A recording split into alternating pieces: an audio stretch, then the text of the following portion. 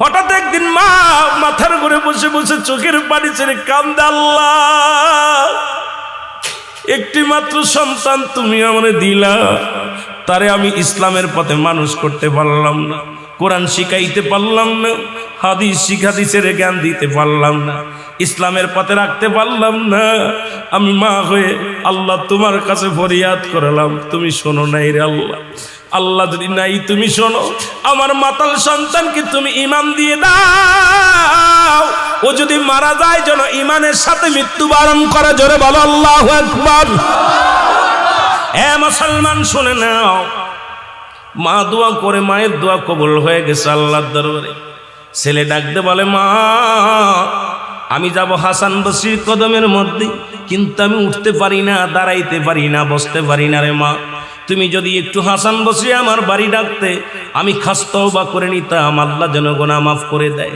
এর মা জননী দৌড়াইলেন হাসান বসরির কাছে। হাসান বসরির কদমে যা ডাকতে বলে, হুজুর,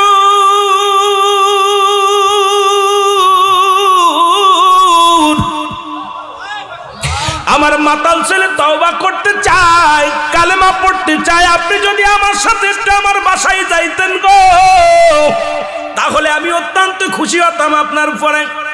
হাসান বসরি ডাক দে কয়, মা গো, তোমার ওই মাতাল ছেলেকে কলমা পড়ানো তো দূরের কথা, তওবা তো দূরের কথা, ওই ছেলে যদি মারা যায় ওর জানাজা পর্যন্ত আমি পড়ব না, ওর কবর পর্যন্ত দিব না, মাটি দিব না, জানাজা পড়ব না, গোসল করাবো না। সুতরাং নাফরমান গুনাহগার ব্যক্তি যদি মারা যায়, আমি হাসান বসরি তার কদম সেখানে যেতে পারি না। মা জননী কাঁদতে কাঁদতে চলে আসলেন বাড়ি এসে দরজা খুলে সন্তানের মাথায় হাত বোলাইয়া দিলেন। ছেলে ডাকতে বলে, মা হাসান বসরি কি আসছে? কয় না। কয়, মা গো কেন আসলো না? কয়, তোর মতো মাতালকে সে কালেমা পড়াবে না, তোর মতো মাতালকে সে তওবা করাবে না। ছেলে চোখের পানি ছেলে ডাকতে বলেন, মা গো,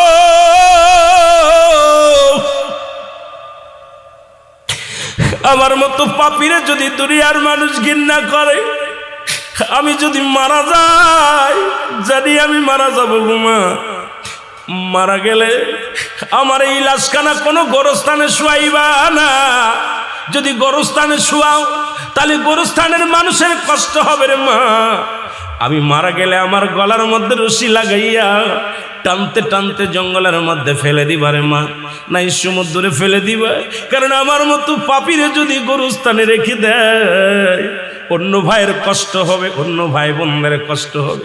এই জন্য মা গো, আমার দেহ কানা তুমি দুনিয়ার মধ্যে কোথাও দাফন করবা না। মা একটা দাবি করে, যার দুনিয়ার মধ্যে ভুল করেছি রে মা, আমি ক্ষমা চাই। কাঁদতে কাঁদতে সন্তান দুনিয়া থেকে বিদায় হয়ে গেল। আল্লাহু আকবার বলুন। সন্তান মারা গেল, জনম দুঃখিনী মা চোখের পানি ছেড়ে কান্দে, মালিক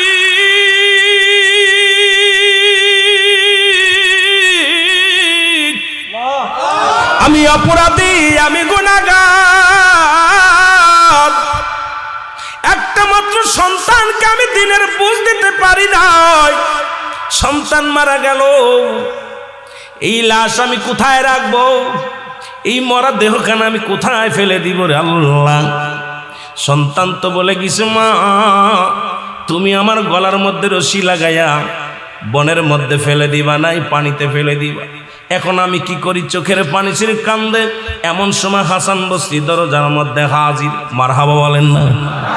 হাসান বসরি যখন দরজার মধ্যে হাজির হয়ে গেছে, দরজা খুলে দেখে হাসান বসরি রাহমাতুল্লাহ উনি ঘরের মধ্যে হাজির হয়ে গেছে গো। ডাকতে বলে, হুজুর আপনি আমার ঘরে? কই, মা গো, তোমাকে বিদায় করে দিয়া আমি জোহরের নামাজ পড়ে যখন যাই নামাজের পর ডান হাত মোবারক মাথার তলে দিয়ে ঘুমাইছিলাম, ইলহামের মাধ্যমে শুনতে পারলাম, হাসান যে মা তার সন্তানের জন্য ক্লাতি করে রে,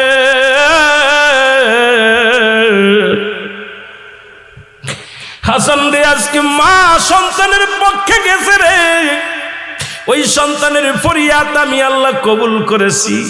আমি আল্লাহ সন্তানের তওবা কবুল করেছি, কারণ মায়ের হাতটা আমি বিফলে যেতে দিই নাই। মা জননী হাত উঠাইছে সন্তানের হইয়া, আমি আল্লাহ কবুল করে নিছি রে হাসান, তুমি যাও। মায়ের চোখের পানি জমিনের মধ্যে পড়ে, আমি আল্লাহ সইতে পারি না। তুমি যাই ওই সন্তানকে গোসল করাইবা, তুমি ওই সন্তানকে কাফন পরাইবা, তুমি ওই সন্তানকে দাফন করাইবা, কারণ আমি আল্লাহ ওই সন্তানের ফরিয়াদ তওবা কবুল করে নিছি। জোরে জোরে বলো মারহাবা। হাসান বসরি ডাকতে বলে, মা মা গো, এই দুনিয়ার মধ্যে তোমার দোয়া বিফলে যায় নাই। মাগো, তোমার দোয়া আল্লাহ কবুল করেছে, তোমার সন্তানের তওবা আল্লাহ কবুল করেছে। এ মুসলমান, আজকে সেই সমাজ, এ মুসলমান, এমন মা বাবা যদি কোনো সন্তানের পক্ষপাতী করে গো, তার কপাল খুলে যায়। আজকে অনেকেই ওয়াজ শুনি কিন্তু মা বাবার সাথে খারাপ ব্যবহার করি। অনেক বক্তা মা বাবার ওয়াজ করে কান্দি, অথচ মা বাবার খবর নিই না। ও মুসলমান, আজকে মা বাবা বৃদ্ধ আশ্রমে, মা বাবা বুড়া বয়সে কত কষ্ট করে রে মুসলমান। আজকে মা বাবার হক আমরা আদায় করতে পারি না, আল্লাহর দরবারে কি জবাব দিব রে মুসলমান। আমি এই জন্য আমি আপনাদেরকে বলে যাই, তওবা করবা বেশি বেশি, আর মা বাবার যত্ন করবো বেশি বেশি গো। মা বাবারেও খুশি রাখবা, আমার আল্লাহ রাসূলকেও খুশি রাখবা, ইসলামের বিধান মেনে চলবা, দুনিয়া আখিরাত দুইটাই শান্তি পাবা। জোরে জোরে বলেন ঠিক কিনা? এ মুসলমান, গভীর মনোযোগ। লা ইলাহা, নাই কোনো ইলাহ ইল্লাল্লাহ, এক আল্লাহ ছাড়া, মুহাম্মাদুর রাসূলুল্লাহ, আল্লাহ পাকের প্রেরিত রাসূল বা বান্দা হলো নবী। মারহাবা বলো। আর একটু জোরে। আল্লাহ পাক একমাত্র ঠিকানা হলো রাহমাতাল লিল আলামিন। নবীকে ভালোবাসো, আল্লাহর প্রেমের ডুব দাও রে মুসলমান। এই কালেমা পড়লেন পৃথিবীর মধ্যে, এই কালেমা পড়ে ইসলামের মধ্যে ঢুকলা। আজকে মুসলমান, তুমি আল্লাহ ছাড়া কোনো মাবুদ নাই, অথচ আজকে বাংলার জমিনে মুসলমানেরা কোরআন নিয়ে অবমাননা করা হয়।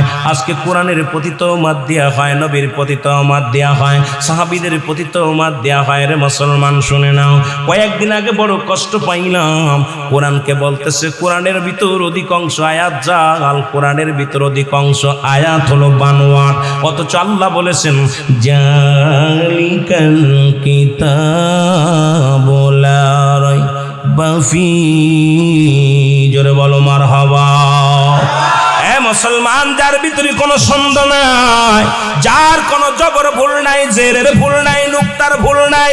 আজকে বাংলার জমিনের কিছু শায়েখ আছে যারা কোরআনের ব্যাখ্যা দিতে যায় কোরআনের ভুল ধরেছে। আল্লাহ বলে, কারা ধরবে না? হুদাল্লিল মুত্তাকিন। ও মুসলমান শুনে নাও, যারা মুত্তাকিন হবে, যারা মুমিন হবে, কোরআনের অবমাননা করবে না, ইসলামের অবমাননা করবে না। এই জন্য যারা চন্দ্র পূজা করে, যারা প্রতিমা পূজা করে, যারা দুনিয়ার মধ্যে আল্লাহ ছাড়া অন্যকে সাক্ষী বানায়, দেবতা বানায় পূজা করে, আল্লাহ বলে হাবিব ওদের জানায়া দাও। আমি ছোট্ট একটা সূরা পড়ে আলোচনা শুরু করেছি, সূরা ইখলাস। আল্লাহ বলে হাবিব ওদের জানায়া দাও, আল্লাহু আল্লাহু আহাদ আল্লাহুস সামাদ লাম ইয়ালিদ ওয়া লাম ইউলাদ ওয়া লাম ইয়াকুল লাহু কুফুয়ান আহাদ। জোরে জোরে চিল্লায়া চিল্লায়া বলেন আল্লাহু আকবার। আল্লাহ ডাকতে বলে, হাবিব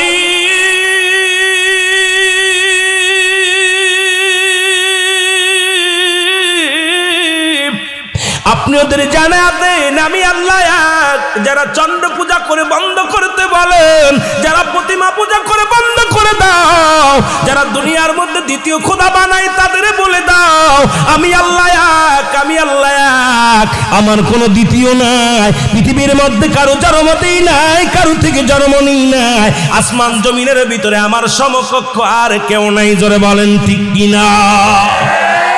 পূজা করবো কার? জিকির করব কার? বন্দেগি করব কার?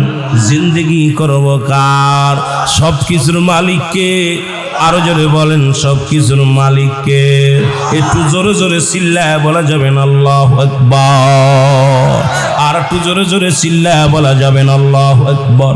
এ দুনিয়ার মুসলমান শুনে নাও, এই জন্য আমি আজকে অনেক যুবক ভাইয়ের আছো গো, যুবকদের বলে যাই, এই কালেমা পড়লেন, এ দুনিয়ার মুসলমান, কালেমার জন্য কত যুবক জীবন দিয়া গেল, এই কালেমার জন্য জীবন বাজি রাখলো।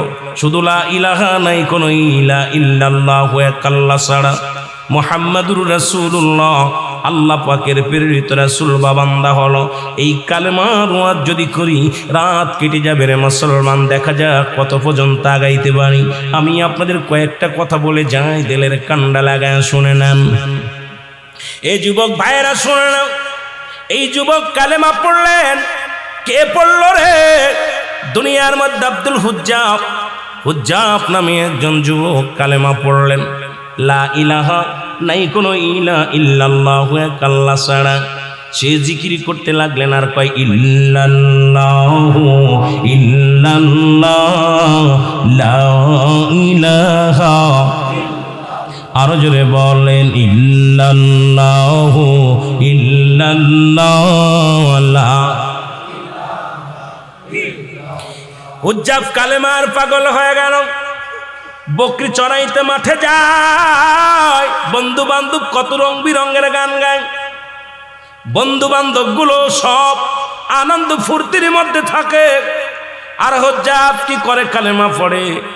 বকরিগুলো কালেমা শুনে তাকায় রয়েছে হুজ্জাবের দিকে। ও মুসলমান, হুজ্জাবের চাচার কাছে খবর আসলো, ছোট্টবেলা হুজ্জাবের বাবা মারা যায়, মা জননী অন্য পুরুষের সঙ্গে বিবাহ বন্ধনে আবদ্ধ হয়েছে। আমার যুবক বাজানরা সামনের সারিতে দেখেছি অনেক যুবক বাবারা বসে আছো, কারণ আগামী দিনের প্রজন্ম তোমরা এই যুবকরা আজকে যুবক বয়সে যেখানে থাকার দরকার ছিল গানের প্যান্ডেলে আসছো, জান্নাতের প্যান্ডেলে। আমি আপনাদের কিছু কথা বলে যাই, কারণ যুবক বয়সে হবে জান্নাতি। আল হাসান আল হুসাইন হবে যুবকদের সর্দার, জান্নাতের সর্দার। যুবক বয়সে একবার আল্লাহ বলা আর বৃদ্ধ বয়সে 1000 বার বলা সমান হবে না। সুতরাং আজকে যুবক ভাইয়েরা, যুবক সমাজের উদ্যোগেও মাহফিল, যদিও চেয়ারম্যান বাড়ির মাহফিল, তবুও যুব সমাজের উদ্যোগের মাহফিল। যুবক ভাইয়েরা ফিরে আয়, ফিরে আয়, ফিরে আয়, দিন ইসলামের মধ্যে ফিরে আয় যদি শান্তি পেতে চাও। জোরে বলেন ঠিক কি না? হুজ্জাব কি করলেন? কালেমা পড়লেন। খবর এসে গেল চাচার কাছে, ও আমাদের নেতা, আমাদের মালিক, তোমার বাতিজা কালেমা পড়ে। কি সেই কালেমা পড়ে? সদা সর্বদা যখন কালেমা পড়ে তখন আমাদের বকরিগুলো খানা খায় না, উটগুলো খানা খায় না। ওই পাগলটার মুখের দিকে তাকায়া থাকে, পেল পেল করে তাকায়া থাকে। বলে হুজ্জাবরে ডাকো, সে কি কালেমা পড়েছে। ডাক দিয়ে হলো, কয় চাচা বাতিজা। দুজন পাশাপাশি বসলেন। এখন চাচাই জিগায় বাতিজারে, তোমার মালিককে? তোমার মালিককে? বলে কেন বাবা? আমার মালিক আমার আল্লাহ। জোরে বলেন মারহাবা। আমার মালিক কে? জোরে জোরে চিল্লায় বলেন কে? এবার হুজ্জাবের চাচা কয়, না বাতিজা, তোমার মালিক আমি। কারণ তোমারে খাওয়ায়, তোমারে পড়ায়, তোমার সমস্ত দায়িত্ব হলো আমার। সুতরাং তুমি আমার কর্মচারী, আমি তোমার মালিক। নাউজুবিল্লাহ বলেন না? আর একটু জোরে বলেন। বাতিজা কয়, চাচা আপনার মালিক কে? আমার মালিক যদি আপনি হন, আপনার মালিক কে? কয় বাতিজারে, তুমি যে পড়াশোনা করছো ভুল পড়াশোনা করছো, আমার মালিক আমি নিজেই। জোরে বলেন নাউজুবিল্লাহ। বাতিজা বলে, চাচাই বলে, বাতিজারে তোরে খাওয়াই কে? কয় আল্লাহ। কে খাওয়ায়? জোরে বলেন কে খাওয়ায়? কার জন্য সুদ খাও? কার জন্য ঘুষ খাও? কার জন্য ব্যভিচার করো? কার জন্য অন্যায় করো? কার জন্য জুলুম করো?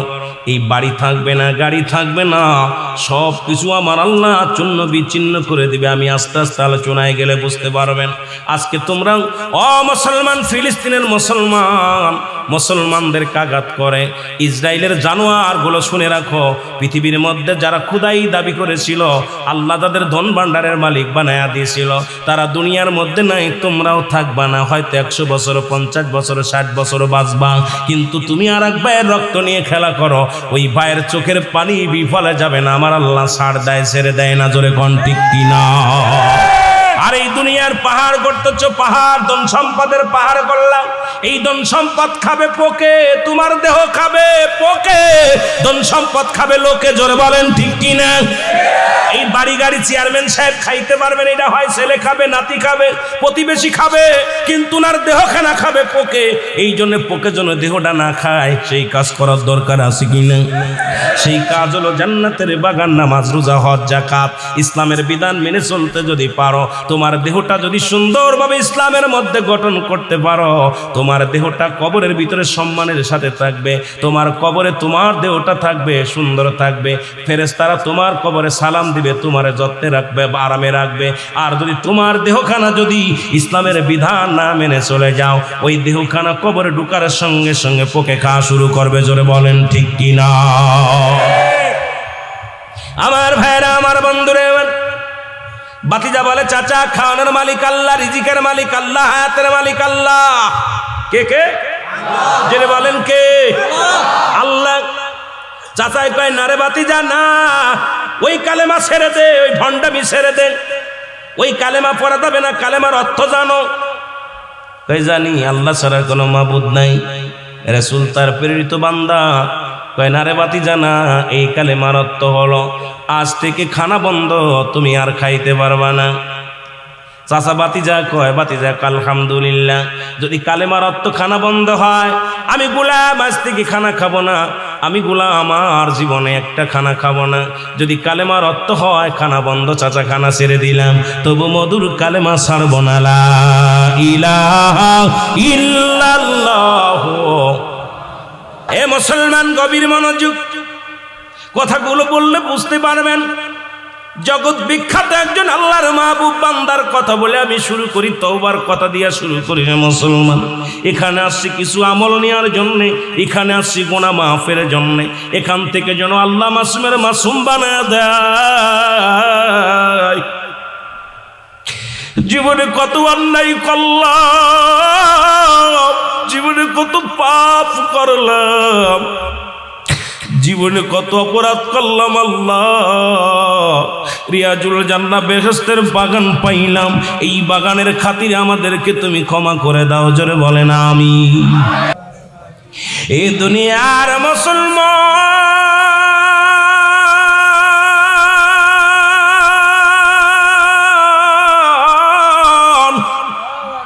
আমি বলতেছিলাম, এক নাম্বার বিপদ হলো মানুষের মরণ, দুই নাম্বার বিপদ হলো মানুষের কবর, তিন নাম্বার বিপদ হলো কিয়ামতের ময়দান। একটার পর একটা বিপদ রে মুসলমান।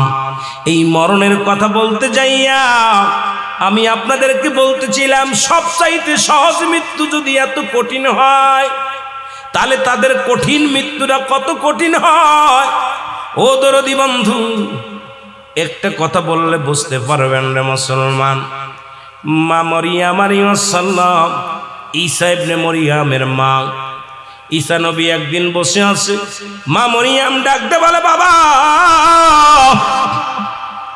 বাজারে যাও, কিছু ফল নিয়ে আসো আমার জন্য, আমি দুঃখিনী মা, কিছু ফল খাবো।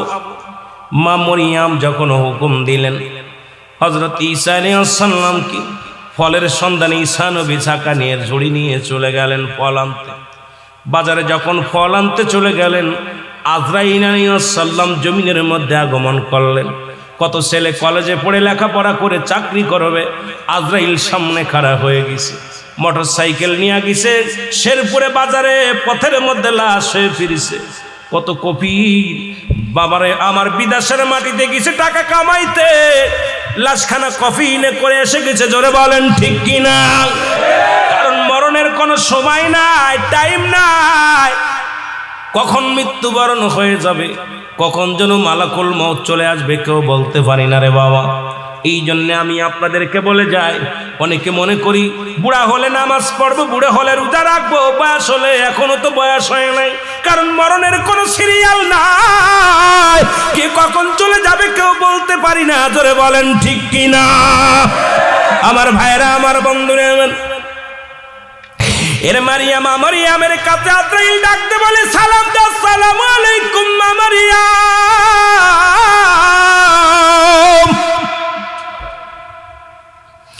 মা মারিয়াম ওয়ালাইকুম আসসালাম, কে গো তুমি? বলে, ও মা গো, আমি হলাম আজরাইল। আল্লাহু আকবার বলেন। আজরাইল রে তুমি কিসের জন্য আসছো? কয় মা গো, আল্লাহর হুকুম হয়েছে তোমার জানটা এখন বাইর করব, তোমার রূহটা এখন এই মুহূর্তে তোমার রূহটা ছিনিয়ে নিয়ে হবে, এখনই তোমাকে মৃত্যুবরণ করতে হবে, তোমার রূহটা নিয়ে যাওয়ার হুকুম হয়েছে আমার উপরে। জোরে বলেন আল্লাহু আকবার। আর একটু জোরে বলেন আল্লাহু আকবার। মা মরিয়ম একটা চিৎকার মেরে বলে, আজরাইল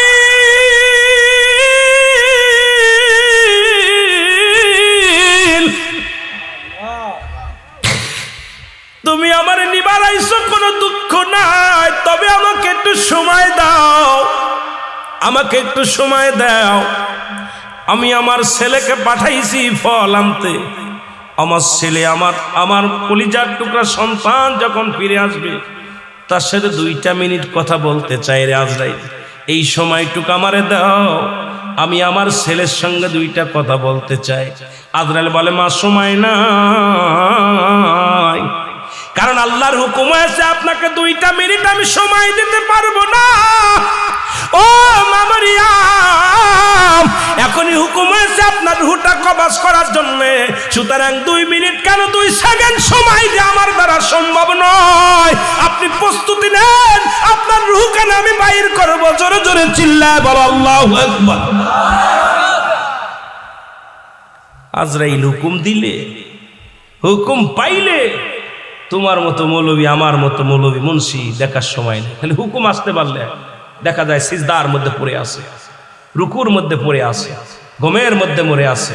কারণ কখন কোন হালাতে নিব, আল্লাহ যখনই হুকুম দিবে আজরাইল তখনই সেই হালাতেই ধরে ফেলবে। জোরে বলেন ঠিক কিনা?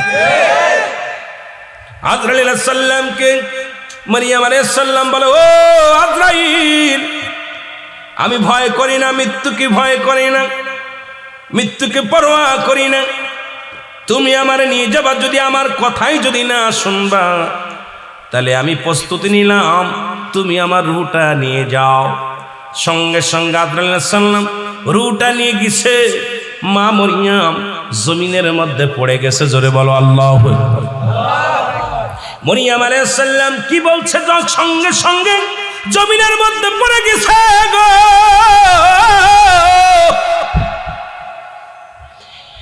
ঈসা আলাইহিস সালাম ফলমূল নিয়ে বাড়িতে এসে দেখে মা জননী পড়ে আছে ঘরের দরজায়।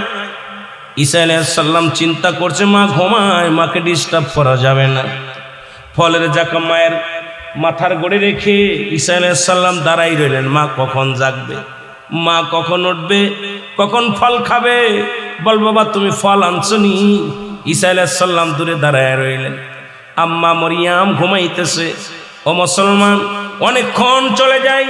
ঈসা আলাইহিস সালাম কে আমার মা আমার বাড়িতে যখন পা রাখতাম রে, আমার দুঃখী মা পায়ের শব্দ শুনে কোনোদিন ঘুমাই নাই রে।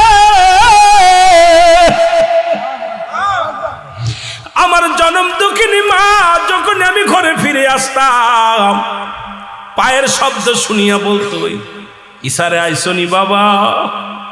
ও বাবা তুমি কি ঘরে আইসো? আজকে যেহেতু মা ডাকে নাই, মার কোনো অসুখ হলো নি। মায়ের হাতটা যখন ধরলেন, দেখে মায়ের আর প্রাণ পাখি নাই, মা দুনিয়া থেকে নেছে বিদায়। চোখের পানি ছেড়ে কান্দে আর বলে আল্লাহ।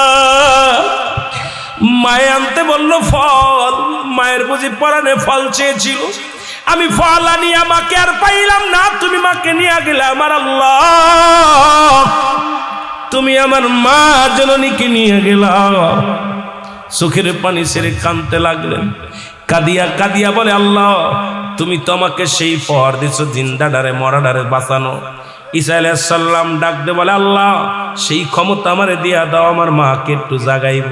সঙ্গে সঙ্গে আল্লাহ ক্ষমতা দিয়ে দিলেন, হুকুম দিলেন ঈসারে তোর মারে ডাক দে। সঙ্গে সঙ্গে ঈসা আলাইহিস সালাম ডাক দেয়, মা আর ঘুমায় না, ওঠো। মা জননী লাফতে উঠলেন, মারহাবা বলেন। মা জননী বলে বাবা রে তুমি ফল নিয়ে আইসো নি? আল্লাহু আকবার। মা গো তুমি আর ফল খাইতে পারবা না গো মা, ফল তো নিয়ে আসলাম, তুমি আর জগতে নাই, তবে একটা কথা জানার জন্য তোমারে জাগাইছি গো মা। মা বলে বাবা কিসের জন্য জাগাইলি বল? কয় মা গো তোমার সঙ্গে আজরাইল কি রকম আচরণ করেছে আমি জানতে চাই। আল্লাহু আকবার বলে। তোমার সাথে আজরাইল আলাইহিস সালাম কি রকম আচরণ করেছে জানতে চাই। মা মরিয়ম ডাকতে বলে বাবা ঈসা রে, তোরে দুনিয়ায় আনতে যত কষ্ট হয়েছে বাবা, এই দুনিয়ার মধ্যে আজরাইল আমার জানটা যখন বাইর করেছে আমি এত বড় যন্ত্রণা, এত কঠিন যন্ত্রণা ইতিপূর্বে কোনদিন পাই নাই। জোরে জোরে চিল্লায় বলা যাবে না আল্লাহু আকবার। ঈসা আলাইহিস সালাম একটু ক্ষিপ্ত হয়ে গেছে, আমার মা জানটা এত কষ্ট করে। আজরাইল, আজরাইল, আল্লাহ কয় যা আজরাইল, আমার বন্ধু ডাকছে শুনে আই কি কয়। আজরাইল শুনে এসে কয় হুজুর আসসালামু আলাইকুম। ওয়ালাইকুম আসসালাম। বলো আমার মা জানটা কেমনে নিছো? হুজুর আমার তো আপনি দেখছেন আমার পা জমিনের ভিতরে, মাথাটা আকাশে, আসমানে আমার মাথা মুবারক। সারা পৃথিবীর পানি যদি আমার মাথার ভিতরে ঢেলে দেয় একটু পানি জমিনের মধ্যে পড়বে না, আমি এত বড় দানব। হুজুর আমি তো সবার জান কবাজ করার জন্য দুনিয়া আসি না, একমাত্র আল্লাহ প্রিয় বান্দাদেরকে, বান্দিদেরকে জানটা রুহটা নেওয়ার জন্য আমি আদবের সঙ্গে আসি। সুবহানাল্লাহ বলেন না।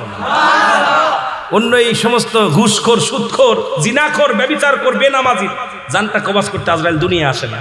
উপর থেকে একটা হুক্কার দিবে, রুহটা সঙ্গে সঙ্গে বাইরে হয়ে যাবে। আর যে আকৃতি ধরবে, ধরার সঙ্গে সঙ্গে কলিজাটা কমিতে পারে, হয় পিছনের রাস্তা দিয়ে, সামনের রাস্তা দিয়ে, চোখ দিয়ে, কান দিয়ে, নাক দিয়ে, কোন জায়গাতে বাইর হবে, পালানোর জায়গা পাবে না। ঠিক কিনা? পালানোর কোনো জায়গা পাবে না। আজরাইল বলো আমার মা জানটা কেমনে করেছে? হুজুর আপনার মাকে আমি সালাম দিয়ে শুধু আপনার মায়ের বুকের উপরে হাত মুবারক রাখছি, এরকম আস্তার গায়ে টাচ দিছি। কোন রকম সন্তান যেমনি মায়ের বুকে দুধ খাইতে খাইতে ঘুমায় যায়, ঠিক আপনার মায়ের জানটা আমি ঠিক এইরূপ ভাবে আমি কবাজ করেছি। জোরে বলেন না মারহাবা। মারিয়াম আলাইহিস সালাম বলতেছে আজরাইল তুমি কি শুনাইলা? এত সহজ মৃত্যু আমাকে এত কঠিন দিছো, আমার সমস্ত দেহের মধ্যে মনে হচ্ছে যে আমার চামড়া ছুলে তুমি কাঁচা মরিচ, এই শুকনা মরিচ আমাকে যেন সমস্ত মরিচ এবং লবণ ডলে দিছো। এত যন্ত্রণা, এত কষ্টে আমার জীবনে আমি এই হায়াতের জিন্দেগিতে আমি পাই নাই। আল্লাহু আকবার বলেন। এই মৃত্যু যদি তুমি এত কঠিন দিতে পারো তাহলে কঠিন মৃত্যুটা কত কঠিন। আজরাইল বলে মাগো পৃথিবীর মধ্যে ওই সমস্ত নাফরমান বান্দাদের রূহটা এমন ভাবে নেওয়া হবে তাদের গায়ের যন্ত্রণা কিয়ামত পর্যন্ত গা থেকে যাবে না। তাদের যন্ত্রণায় ওই কবরে যত ভয়াবহ আযাব আছে, কবরের ভিতরে যত ভয়াবহ জাহান্নামের আগুনের মধ্যে, যত জাহান্নামের অগ্নিকাণ্ডে যত ভয়াবহ আযাব আছে, তার চাইতে সবচেয়ে কঠিন ভয়াবহ আযাব হলো মৃত্যু যন্ত্রণা তাদের। আল্লাহু আকবার বলেন। আরো জোরে, আরো জোরে। তাহলে ইয়া দ্বারা বোঝা গেল যে আমার আপনার রূহটা কেমনে বাইর করে। আমি আপনি এত ফালাফালি করতেছি, এত বাড়াবাড়ি করতেছি, ঘটনাটা কি? ঠিক এই রকম হযরতে আপনার ইদ্রিস আলাইহিস সালামকে জান্নাতের মধ্যে আছে। সুবহানাল্লাহ বলেন না। আরো জোরে বলেন, ভালো করে বুঝে নেবেন। ইদ্রিস আলাইহিস সালাম জান্নাতের মধ্যে আছে, রূহটা কবাস হলো। এরপরে ইদ্রিসকে আবার জিন্দা করলো, আবার তাকে জান্নাতে দিল। ইদ্রিস আলাইহিস সালামকে আল্লাহ জিগায়, ইদ্রিস ও বন্ধু তুমি কি জান্নাত পেয়ে খুশি? বলে হ্যাঁ খুশি হয়েছি, তবে আমার একটা কষ্ট। কি কষ্ট? আল্লাহ তোমার আজরাইল মনে আমার সাথে ভালো ব্যবহার করে নাই, তোমার আজরাইল আমার সাথে দুর্ব্যবহার করছে। কি কারো দুর্ব্যবহার? তোমার আজরাইল আমার রূহটা এমন কষ্ট দিছে, আমার গায়ের যন্ত্রণা যায়নি, আমি ঘুরে শুতে পারি না, বসতে পারি না, দাঁড়াইতে পারি না, আমার গায়ের যন্ত্রণা এখন ছটফট করি, আমি খুব কষ্টের মধ্যে আছি। আল্লাহু আকবার বলেন না। আল্লাহ কয় আজরাইল তাড়াতাড়ি যা। আমার বন্ধু কি কয়? ইদ্রিস আলাইহিস সালামের কাছে আজরাইল আলাইহিস সালাম চলে আসছে। আয়েশা বলতেছে হুজুর আপনার কাছে আমি আসছি, কিছু জানতে চান? কয় আমি তো জান্নাত পেয়ে, আল্লাহর নিয়ামত পেয়ে অনেক খুশি হয়েছি, হ্যাপি হয়েছি, আর নিয়ামতে ভরপুর সব পাইলাম, কিন্তু আজরাইল আগে বলো আমার জানটা কেমনে বাইর করেছিল। ইদ্রিস আলাইহিস সালাম বলা পর আজরাইল আলাইহিস সালাম বলে হুজুর হুজুর আপনার রুহটা আমি এত আসানে যেমন একটা ফুল ছেড়ে বা একটা পিপিলিকায় কামড় দেয়, আপনাকে তো এত পরিমাণও আমি কষ্ট দিই, আপনাকে আমি এত পরিমাণও কষ্ট দিই নাই, শুধু আমার হাত মুবারকের সোয়া দিছি আপনার গায়ের মধ্যে, আপনার সোয়া ও তার আপনার হুকুম নিয়ে আপনার গায়ের মধ্যে সোয়া দিছি, আপনার রুহটা আমি আসান করে এত আসানে সুন্দরভাবে একদম বুলাকে যেমন মাথায় হাত বুলায় বুলায় ঘুম পাড়ায়, আপনার রুহটা ঠিক এত সুন্দরভাবে আমি নিয়েছি। ইদ্রিস আলাইহিস সালাম একটা চিৎকার মেরে বলা, আজরাইল এই যন্ত্রণা এত সহজ মৃত্যু যদি এত কঠিন হয়, তাহলে তুমি যাকে কষ্ট দিয়ে মারবে তাদের কত কঠিন হবে। জোরে জোরে চিল্লায় বলো আল্লাহু আকবার।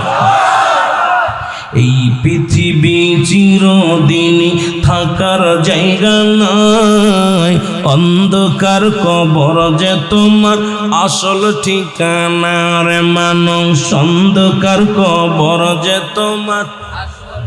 এই আমি চলে যাব, আমায় তোমরা ভুইলা যাইও না, আমি চলে যাব, আমার মরণ আসিবে কখন কেউ তো জানি না, আমার মরণ। এর কত মানুষের দাপন করাইলা রে,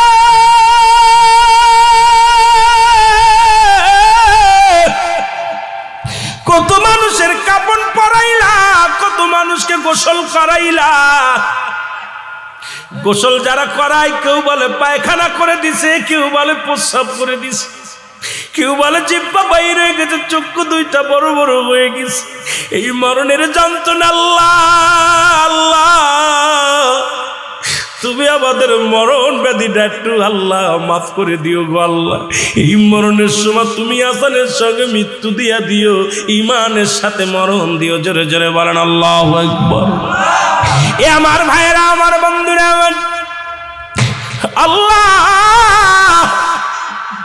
ও আমার আল্লাহ, এই মরণটা যেন এমন ভাবে দাও, এই মরণের সময় যেন কালেমা পড়তে পড়তে মরতে পারি, এই কালেমা যেন নসিব হয়ে যায় আল্লাহ, ইমানের সাথে যেন মৃত্যু হয়। এর 2 নাম্বার বিপদ হলো মানুষের কবর।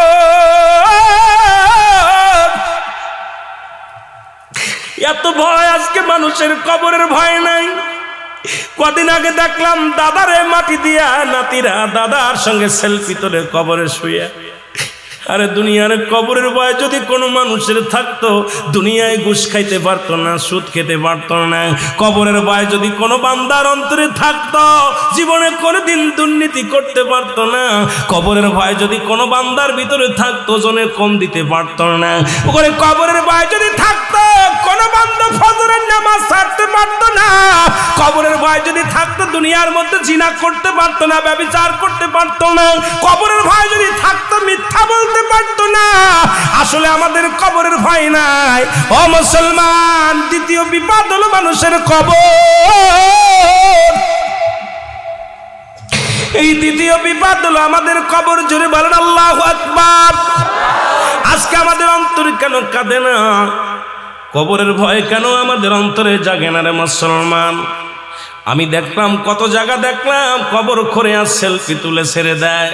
রে একবার কি তোর মরণের চিন্তা হয় না? যেখানে কোনো বাতি নাই, যেখানে কোনো সাথী নাই, কোনো বন্ধু নাই। ওরে বন্ধু নাই, বান্ধব নাই, এই ঘরে একমাত্র আমার আপনার হবে ঠিকানা। জোরে বলেন ঠিক কিনা? এ আমার ভাইয়েরা, আমার বন্ধুরা, আমার গভীর মনোযোগ। এই কবরে যেদিন শুয়ে দিবে রে, লম্বা আলোচনা আমি ইতি করবো, বেশি করবো না। আমি যুবকদের দিকে আর একটু যাবো, সমাজের দিকে যাব, বাস্তবমুখী কিছু আলোচনা করব যদি সময় পাই রে মুসলমান। তবে একটা কথা না বললে নয়, আজকে এই চোখের পানি যাদের অন্তরে চোখের পানি আসছে রে মুসলমান, যাদের চক্ষু দিয়া মাছের চোখের মতো একটু গড়ে পড়বে জাহান্নামের ভয়, কবরের ভয়। আল্লাহ, তুমি এই চক্ষু দুটি জাহান্নামে দিও না। আল্লাহ, তুমি আমাদের দিও কেন জাহান্নামে দিও না। আল্লাহ আল্লাহ, এই চেয়ারম্যান বাড়ির মাহফিলের খাতিরে আমাদেরকে ক্ষমা করে দিও। জোরে জোরে বলেন আল্লাহু আকবার। রে আদর করিয়া মানুষ আল্লাহ বানাইয়া বলেন আদর করিয়া মানুষ আল্লাহ বানাই কেমনে দিয়া জাহান্নামে ফেলিয়া বলেন কেমনে দিবা জাহান্নামে মহব্বতে বলেন আদর করিয়া মানুষ আল্লাহ বানাই বলেন আদর করিয়া মানুষ আল্লাহ বানাই কেমনে দিবা জাহান্নামে ফেলিয়া বলেন কেমনে সকলে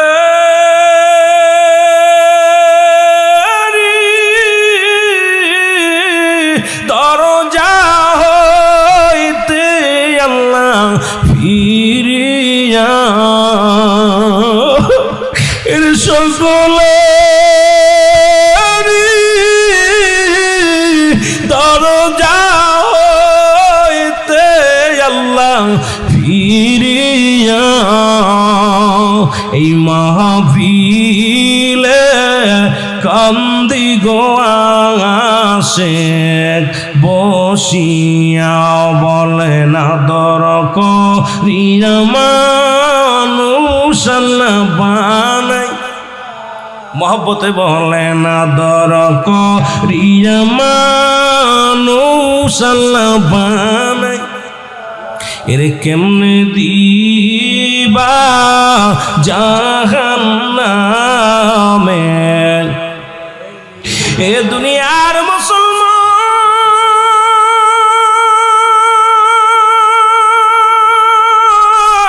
মুসলমান এই আসমান যেমনি বানাইছে বান্দা তোরে এমনি বানাই নাই জমিন যেমনি বানাইছে আমার আল্লাহ এমনি তোরে বানাই নাই এই আকাশ যেমনি বানাইছে আমার আল্লাহ তেমনি তোরে বানাই নাই ফেরেশতাদের যেমনি বানাইছে আমার আল্লাহ এমনি তোরে বানাই নাই এর ফেরেশতা জিন জাতিরে যেমনি বানাইছে আমার আল্লাহ এমনি তোরে বানাই নাই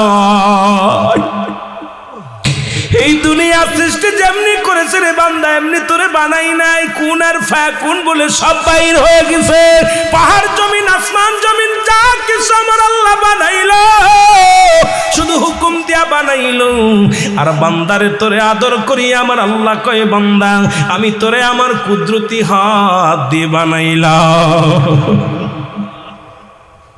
বান্দারে আমার আল্লাহর কুদরতি হাত দিয়ে তোরে বানাইলো একবার তোর মুখের দিকে তাকায়া দেখ তোর কত সুন্দর নাকটা বানাইলো কত সুন্দর মুখটা বানাইলো কত সুন্দর তোর গালটা বানাইলো কত সুন্দর চোখ দুটি বানাইলো কত সুন্দর দুটি কান দিল বান্দারে 3.5 ইঞ্চি 4 ইঞ্চি একটা কপাল দান করলো এই বান্দা হাজারো গুনাহ করিয়া তখন সিজদার মধ্যে যায় বলে সুবহান রাব্বিল আলা আল্লাহ বলে যখন ডাক দেয় আমার আল্লাহ লজ্জা পেয়ে যায় কারণ আদর করে বান্দা বানাইছে এই বান্দা যখন নত সুরে আল্লাহ বলে ডাক দেয় আমার আল্লাহ জিন্দেগির সব গুনাহ মাফ করে দেয় জোরে বলেন মারহাবা এই জন্য ফেরেশতাদের যেমনি বানাইছে বান্দা তোর এমনি বানাই নাই তোর কত দাম এই মানুষের কত দাম মানুষের কত ইজ্জত মানুষকে কত মহব্বত করে আমার আল্লাহ বানাইলো আল্লাহ কয় বান্দা এই আকাশ জমিনের মধ্যে যা কিছু আমি আল্লাহ বানাইলাম শুধু হুকুম দিছি রে বান্দা আমি বান্দা হুকুম দিয়া সব বানাইলাম আর এই মানব জাতিকে আমি আদরের বান্দা বান্দিরে আমি বানাইলাম আমার কুদরতি হাত মোবারক দিয়া সেই আল্লাহ পাকের সঙ্গে নাফরমানি কেমনে করে বান্দা একবার কি মরণের চিন্তা হয় না কবরের চিন্তা হয় না জোরে জোরে বলেন ঠিক কি না আদর করিয়া মানুষ আল্লাহ বানাই বলেন আদর করিয়া মানুষ আল্লাহ বানাই এর কেমনে দিবা জাহান্নামে ফেলিয়া বলেন কেমনে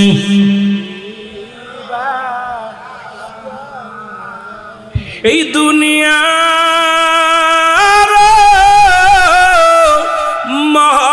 মহব্বতে আল্লাহ পড়িয়া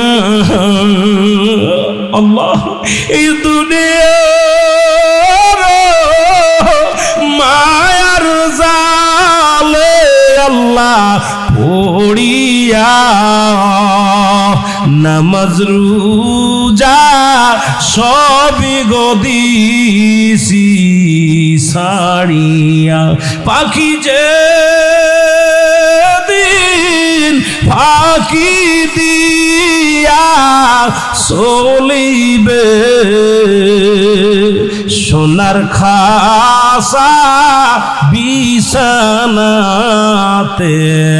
রহিবেন সাপে কাটবে গর্জন মারবেন হায় রে হায় আগুন ঢালিয়া দিবেন কলি যায় আগুনের তাপ যখন গায়ে বান্দা লাগিবে গায়ের গোস্ত খইসা খইসা পড়িবে বলে না দর করিয়া মানুষ আল্লাহ বানাই কেমনে দিবা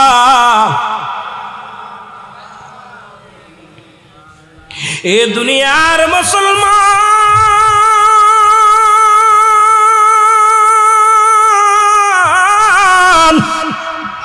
আমি এই জন্য বলতেছিলাম দ্বিতীয় বিপদ হলো মানুষের কবর এই কবরে যেদিন শোয়াবে সর্বপ্রথম দুজন ফেরেশতা আসবে তার নাম হলো নুমান ফেরেশতা আল্লাহু আকবার আমরা জানি কবরে শোয়াইলে একজন ফেরেশতা আসবে মান কারণে কিরি ফেরেশতা আপনার দু কাঁধে দুজন বর করে রাখছে কেরামান কাতিবিন দুনিয়ার জিন্দেগিতে যা যা করছেন সব লিখে রাখছে দুজন ফেরেশতা কবরে যেদিন শোয়ানো দিবে সঙ্গে সঙ্গে কবরের মধ্যে আসবে নুমান ফেরেশতা আপনাকে রুহটা পৌঁছায় দিয়ে বলবে বান্দা চেয়ারম্যান সাহেব দুনিয়ার মধ্যে আল্লাহ রুহটা দিয়েছিল আজরাইল জানটা নিয়েছিল আর আমি নুমান ফেরেশতা আপনার রুহটা ফেরত দিয়ে গেলাম এই নেন রুহটা ফেরত দিয়ে দিলাম দিয়া পর বান্দারে জাগাইবে চক্ষু দিয়া দেখবে না অন্ধের মতো সব টের পাবে অন্ধ মানুষ যেমন দুনিয়ার আলো বাতাস দেখতে পায় না কানে সবই শুনতে পায় রে মুসলমান শুনে নেন এইরকম যখন রোমান ফেরেশতা ডাকতে বলবে বান্দা ওঠো এবার হাতের মধ্যে দুখানা কাগজ আনবে নোমান ফেরেশতা একখানা আনবে বদির কাগজ একখানা আনবে নেকির কাগজ এই কাগজখানা হাতের মধ্যে দিয়া বলবে বান্দারে 80 বছরের জিন্দেগি তুমি পাইলা 70 বছরের জিন্দেগি তুমি পাইলা কত রাকাত নামাজ পড়েছো কত জায়গা কোরআন খতম পড়েছো কত জায়গা তুমি ইসলামের দাওয়াত দিয়েছো কয়টা হাদিস শোনাইছো কয়েকত তুমি নামাজ কাজা দিছো সব কিছু লিপিবদ্ধ আছে গো বলবে বান্দা তুমি এবার লেখা শুরু করো ভালো কাগজ দেখিয়া পরীক্ষার খাতা হাতে নিয়া বান্দা বলবে ফেরেশতারা রে আমি লিখবো আমি কলম পাবো কই আমার রোমান ফেরেশতা ডাকতে বলবে বান্দারে তোর ডান হাতের শাহাদাত আঙ্গুল মুবারক হলো তোমার কলম আমার দেশের অনেক ভাই অনেক আলেম ওলামা সুন খায় আঙ্গুলে এই আঙ্গুলটা তো সুন খাওয়ার জন্য নয় রে বাবা এই আঙ্গুলটার এত দাম চন্দ্রটাকে দ্বিখণ্ডিত করেছে রাহমাতুল লিল আলামিন চাই আঙ্গুলের ইশারায় আবার ইয়াউমাল কিয়ামতের ময়দানে যেদিন তুমি অন্ধকার কবরে শোবা তোমার আমল নামা লেখা লাগবে ডান হাতের শাহাদাত আঙ্গুল মুবারক দিয়া এই হাতের মর্যাদা জানো রে মুসলমান শুনে নাও এই ডান হাতের আঙ্গুল শাহাদাত আঙ্গুল মুবারক হবে কলম বান্দা বলবে ফেরেশতারা রে অনুমান ফেরেশতা আমি কলম পাইলাম কালি কই বলে কালি হলো তোমার মুখের থুতু মুবারক এখন এই থুতু মুবারক পবিত্র রাখতে হবে আজ থেকে আর গাঁজা খাওয়া যাবে না বিড়ি খাওয়া যাবে না তামাক খাওয়া যাবে না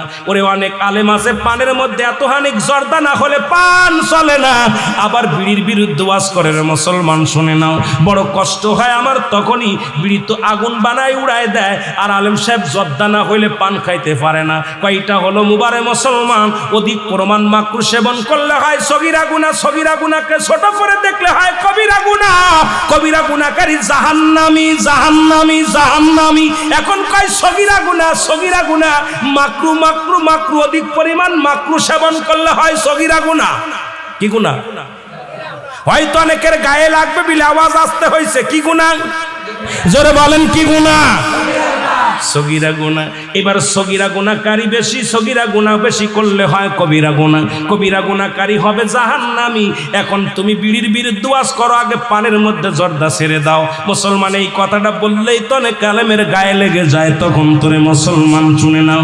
এর মুসলমান দেলের কান্ডা লাগা, শোনো পান খাও, বারণ করি না, এটা হাড়ের রোগের ওষুধ। পানের রোগটা, পানের সেই পানের রসটা হলো হার্ট রোগের, হাড়টা তারে মজবুত করে। কিন্তু এর মধ্যে তুমি বিষাক্ত তামাক 1 কেজি ছাড়া হয় না।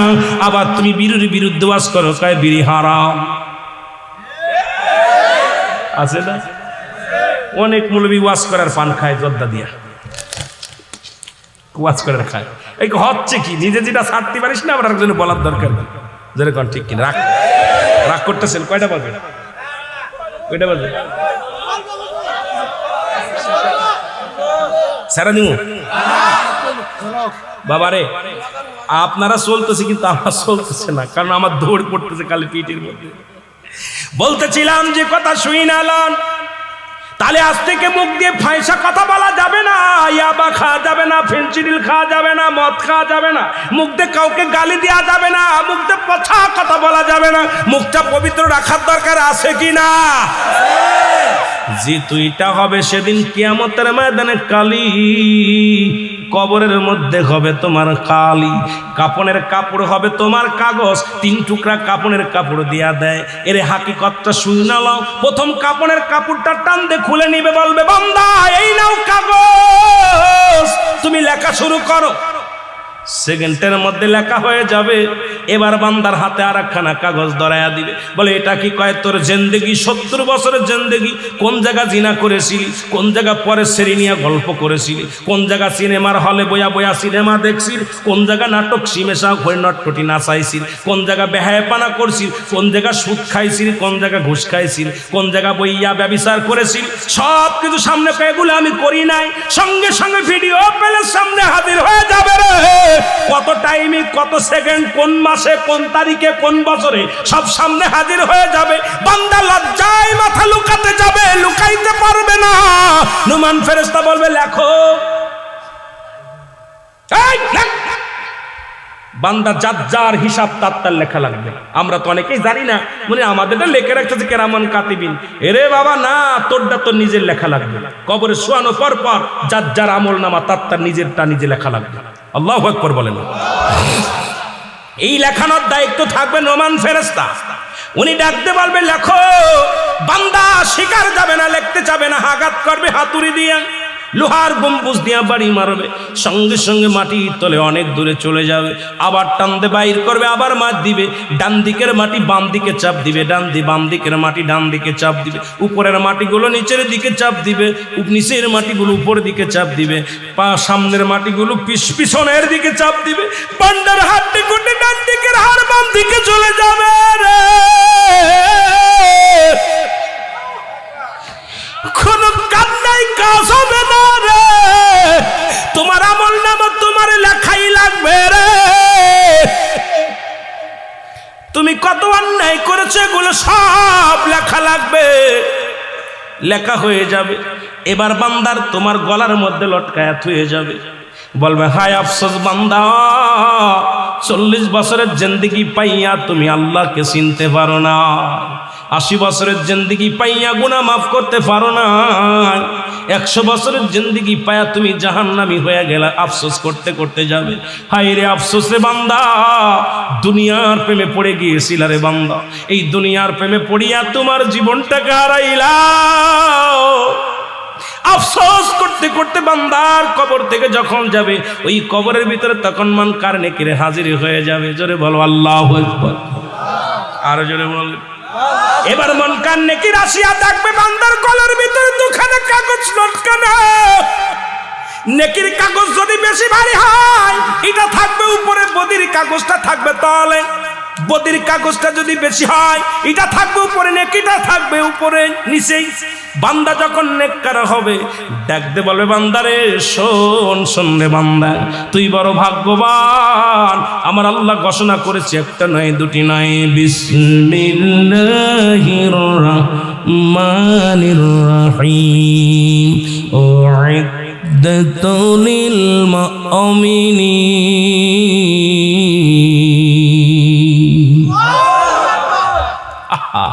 বান্দারে তুই মুমিন, তুমি মুত্তাকিন, তোর জন্য প্রস্তুতি আছে, একটা নয় দুটি নয়,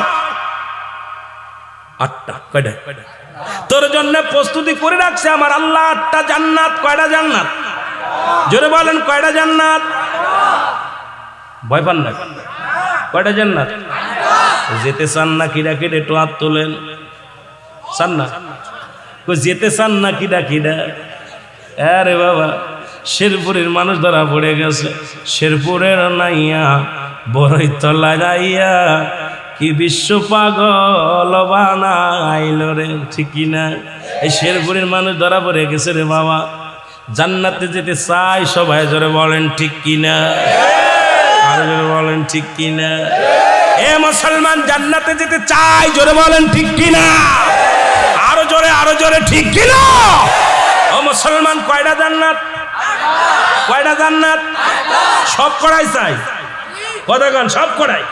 কারণ আল্লাহর গোলামি করবো, একটা নয়, সব করা চাই, সব বাড়ি আমার। কতক্ষণ? আল্লাহ পাক দিয়ে দিবে, কয়ে বান্দারে যেটা খুশি যা। কারণ সারা জীবন গোলামি করছি, সারা জীবন কষ্ট করছি, শীতের রাত্রে জেগে জেগে তাহাজ্জুদের নামাজ পড়ছি, কোরআন পড়েছি, না খেয়ে থাকছি, ঘুষ খাস নাই, সুদ খাস নাই। বান্দারে আজকে তোর জন্য খোলা আছে সব করা দরজা। তোর যেটা ভালো লাগে এটা দিয়ে ঢোক, আর যেটা ভালো লাগে সেটা দিয়ে বাইর হ। শুধু আবাদান আবাদান, চিরস্থায়ী একমাত্র ঠিকানা হবে তোর জান্নাত। আরো জোরে বলেন আল্লাহু আকবার। জাহান্নামীদের জন্য প্রস্তুতি করে রাখছে আমার আল্লাহ, বলে বিসমিল্লাহির রাহমানির রাহিম উইদ্দাতুল লিল কাফিরিন। আমি আল্লাহ কাফের, বেঈমান, মুনাফিকদের জন্য প্রস্তুতি করে রাখছি কয়টা জাহান্নাম? জোরে বলা যাবে? জোরে বলা যাবে? কয়টা জাহান্নাম? আল্লাহ বলে কাফের, বেঈমান, মুনাফিকদের জন্য রেখে দিলাম 7টা জাহান্নাম। কিরা কিরা যাবেন? সালাক হয়ে গেছি বা হুজুর মাগুরার মানুষের কাছে আর মানতে রাজি নয়, কারণ মাগুরা থেকে এসে শেরপুরের মানুষের ঠগায় দিয়ে যাবে, হবে না। গতবার ঠগিছি, বার টিকতে চাই না। ও মুসলমান শুনে নাও, কারণ 7টা জাহান্নাম রাখছে বেঈমান মুনাফিকদের জন্য। আর জাহান্নামের গেটের মধ্যে লাগানো আছে একটা গাছ, সেটার নাম হলো জাক্কুম নামে কাঁটাযুক্ত গাছ। এই গাছের গাছগুলো গ্রাস করে ফেলবে, জাহান্নামীদেরকে পালাইতে যাবে, ধরে আনবে, ধরে ধরে গিরে গ্রাস করে ফেলবে। জান্নাতের গেটে লাগানো থাকবে সিদরাতুল মুনতাহা, বড়ই গাছ। এ মুসলমান, যে বড়ই গাছে কোনো কাঁটা থাকবে না, ফল থাকবে। এখন কোন তাফসীর কারক বলেছে সিদরাতুল মুনতাহা শব্দের অর্থ বড় নহর, আবার কোন কিতাবের মধ্যে আছে এটা শব্দের অর্থ হলো বড়ই গাছ। জান্নাতের মধ্যে থাকবে বড়ই গাছ, যে গাছে কোনো কাঁটা থাকবে না, শুধু ফল থাকবে। রাসূল আকরাম সাল্লাল্লাহু আলাইহি ওয়াসাল্লামকে যখন নবীজি মিরাজ করলেন, মিরাজের মধ্যে যাইয়া সিদরাতুল মুনতাহায় নামাইলেন। জিবরিল আমিন কয়, আল্লাহর নবী কয়, জিবরিল রে কোথায় রাখলা? বলে হুজুর এইটা রেখে দিলাম সিদরাতুল মুনতাহায়। নবী দেখলেন তাকায়া জান্নাতুল মাওয়া। আল্লাহু আকবার বলেন না? নবী তাকায়া দেখলেন জান্নাতুল মাওয়া। নবী বললেন এটা কি? কয় হুজুর এটা একটা জান্নাত, এই জান্নাতের নাম হলো জান্নাতুল মাওয়া। নবী কয় গাছটা কি? কয় হুজুর এটা হলো বড়ই গাছ। এই সিদরাতুল মুনতাহায় নবীকে রাখলেন। কয় নবী গো, এই জান্নাতের মধ্যে যারা যাবে কাঁটাযুক্ত ফল খায়া তৃষ্ণা নিবারণ করবে, ক্ষুধা নিবারণ করবে। মুসলমান শুনে নাও, শুনে নাও, আজকে বড়র পাতা গরম জালে দিয়া গোসল করায় দাও। হাকিকতটা জানার দরকার, হাকিকত জানতে পারলে মজা লাগবে। জোরে জোরে চিল্লায় বলো ঠিক কিনা? আমার ভাইয়েরা, আমার বন্ধুরা, আমার কবরটা হলো এইরকম অবস্থায় থাকবে। 3য় নাম্বার বিপদ হলো কিয়ামতের ময়দান। লম্বা আলোচনা করলে রাত কেটে যাবে, আলোচনা করতে পারবো না। কিয়ামতের ময়দান কিসের ময়দান? জোরে বলেন, কিসের ময়দান? কিয়ামতের ময়দান, এই কিয়ামত হওয়ার আগে ঈসা আলাইহিস সালামের আগমন ঘটবে, খানে দাজ্জালের আগমন ঘটবে, ও মুসলমান এজিদ মজুদের আগমন ঘটবে। এখন বাংলাদেশে অধিকাংশ বেঈমান মুনাফিকেরা খানে দাজ্জাল মুসলমান শুনে না, ইমাম মেহেদী সাজছে। অনেক জায়গা পীরেরা ইমাম মেহেদী বলে দাবি করেছে 40 জন ভণ্ড ইমাম মেহেদী আগমন করবে। ইমাম মেহেদীর নাম থাকবে মুহাম্মদ। কি নাম থাকবে জোরে বলেন, কি নাম? একটু বলে যায়, কাজে লাগবে। এই ওয়াজটা আগে দরকার, কারণ এই ওয়াজটা করতে দেরি করে ফেলেছি। কারণ বর্তমান জামানার মুসলমানদের ঈমান হরণ করতেছে। বলতেছে অনেক পীর সাহেব ইমাম মেহেদী সেজে বসে আছে। মুসলমান শুনে নেন, ইমাম মেহেদী বাংলার জমিনে আগমন করবে না, বাংলার জমিনে জন্ম নিবে না। বাংলার জমিনে যারা ইমাম মেহেদী বলে দাবি করবে, দুইটা জুতার বাড়ি মারতে পারলে তার নেকি হবে, জোরে বলেন ঠিক কি না? ইমাম মেহেদী আলাইহিস সালামের বংশ থাকবে বদুয়া বংশ, গোত্র থাকবে বদুয়া গোত্র।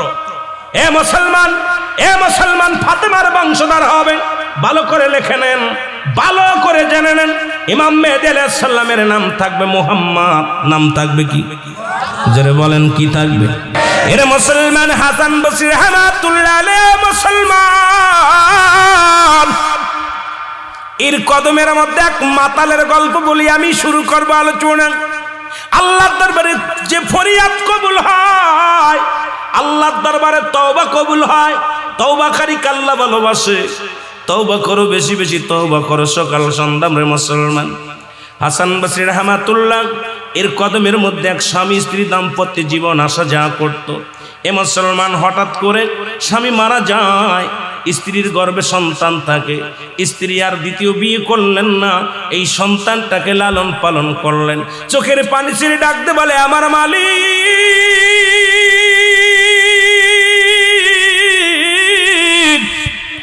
আমি এই সন্তানকে কোরআনের শিক্ষা দিব, হাদিসের শিক্ষা দিব, এক বড় আলেম বানাবো, দুনিয়ার মধ্যে জগৎ বিখ্যাত একজন আল্লাহর আলেম বানাবো রে আল্লাহ। জীবনের দ্বিতীয় বিয়ে করব না, আমার জীবনটাকে সংগ্রাম করে আমি গাজী হয়ে দুনিয়ার মধ্যে বেঁচে থাকবো। মেয়েটা তো মারা তো এমনই হয়। আজকে আমার যে মা বোনের আলোচনা শোনো, তারাও কান্দি, একটু আলোচনাটা শুনবা। এর সন্তান বড় হলো, আস্তে আস্তে নামাজ ছেড়ে দিল, রোজা ছেড়ে দিল। ছেলে মাতাল হয়ে ঘোরাঘুরি শুরু করলো। ছেলে এক ওয়াক্ত নামাজ পড়ে না, মায়ের কোনো আদেশ শোনে না। কিন্তু জনম দুঃখিনী মা প্রতিনিয়ত সন্তানের জন্য দোয়া করে, আল্লাহ তুমি আমার সন্তানকে তুমি হেদায়েত দান করো, আমার সন্তানকে তুমি আলেম বানায়া দাও, আমার সন্তানকে তুমি অপরাধ জগৎ থেকে ফিরিয়ে দাও, আমার সন্তানকে তুমি দুনিয়ার মধ্যে ইসলামী জ্ঞান শিক্ষা করায়া দাও। আল্লাহ আমার সন্তানকে তুমি ঈমান দাও, আমার সন্তান যেন জাহান্নামী হয়ে না যায়। জোরে বলো আল্লাহু আকবার। কিন্তু সন্তান কোনো কথা শোনে না। মানুষের অসৎসঙ্গ পাইয়া, গাজামত খাইয়া মাতাল হইয়া ঘুরাতে করে সন্তানের মরণ ব্যাধি হলো। ব্যাধি হয়ে ঘরের মধ্যে বিছনায় পড়ে গেল। জনম দুঃখিনী মা কয়, বাবারে বিছনায় পড়ে আসি রে, কখন যেন মারা যাস। বাবা তুই তওবা কর, তওবাকারীকে আল্লাহ ভালোবাসে, তওবা করে ফিরে আয়। সন্তান কোনো কথা শোনে না। জনম দুঃখিনী মা প্রতিনিয়ত সন্তানের জন্য হাত তোলে আর বলে, আল্লাহ আমার সন্তানকে তুমি ফিরে দাও, ইসলামের পথে ফিরে দাও। মালিক, সন্তান নষ্ট হয়ে যায়। কিয়ামতের ময়দানে আমি মাওলার দরবারে কি জবাব দিব? আমি আল্লাহর আদালতে কি জবাব দিব? আমার স্বামীর কাছে আমি কি জবাব দিব? আল্লাহ তুমি আমার সন্তানকে ফিরে দাও, ইসলামের বুঝ দিয়ে দাও। সন্তান পথে আসলো না, হেদায়েত হলো না। 100 টাকা পয়সা খরচ করে চিকিৎসা করলো, সুস্থ হলো না। মরণ পথের যাত্রী